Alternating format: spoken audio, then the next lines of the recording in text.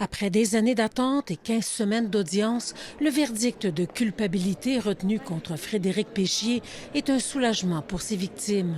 Quoi vous dire? Un jour tant attendu, tant d'émotions.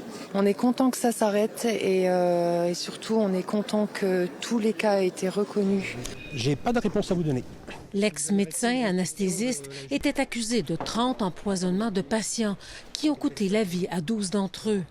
Il a été reconnu coupable pour chacun des 30 cas et condamné à la prison à vie.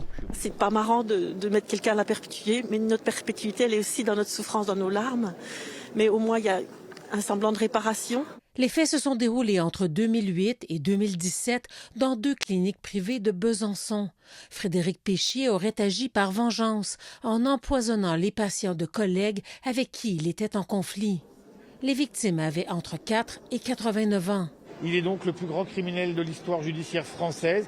Évidemment, je ne doute pas qu'il y aura un match retour. Eh bien, nous sommes prêts, nous serons prêts, nous irons jusqu'au bout pour l'affronter.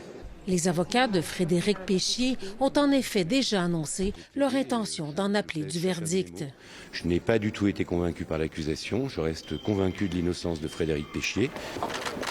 L'homme de 53 ans, qui a toujours pu compter sur le soutien de sa famille, était resté libre tout au long des procédures judiciaires.